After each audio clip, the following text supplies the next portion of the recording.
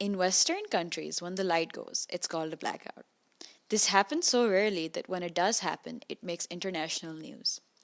In Pakistan, however, when the light goes, it is a part of the daily routine of load shedding. Hello, and welcome to Team Clarke. As a famous author once said, the only way to define your limits is by going beyond them. Our team consists of 3 exceptional girls from Pakistan, and this is exactly what we did in the design and development of our product, the nitrogen power plant.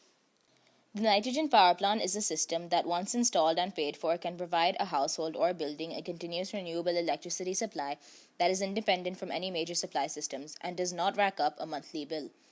It does not require constant maintenance or human intervention, as it contains sensing devices that monitor the internal environment.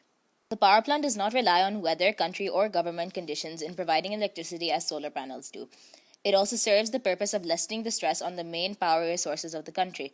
Considering the conditions of power load shedding in countries in Asia and Africa, the nitrogen power plant is a valuable alternate energy source. The nitrogen power plant is an electricity generator which produces electricity by making use of the nitrogen gas readily available in the atmosphere. It takes in air and converts it into gaseous nitrogen of a high purity level. This gaseous nitrogen is liquefied and used to turn a permanent magnet by cooling down a superconductor to its critical temperature. Continuous current is induced in a solenoid placed around a magnet, because of which a continuous supply of electricity is received. The plant is independent. It acts as a main power source with no external supply.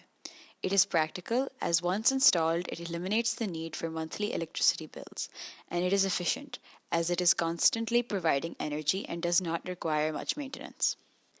In this diagram, liquid nitrogen from the storage compartment enters the chamber with some pressure and is used to turn the permanent magnet by moving the part of the magnet which has tiny grooves on its surface. This liquid nitrogen falls on the superconductor, cooling it to produce the Meissner effect. The liquid nitrogen batch which was released into the chamber is continually made use of by a pump. The Meissner effect makes it easier to rotate the magnet. The magnet keeps on rotating, thus continually inducing current in the solenoid. This diagram shows the production chamber, which is enclosed in a vacuum so the temperature variation of the liquid nitrogen is minimal. For years, people in countries like Pakistan have suffered due to the lack of electricity.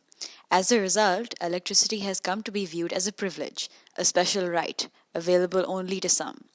This is the view that we want to challenge. So join us. Let's change the world together.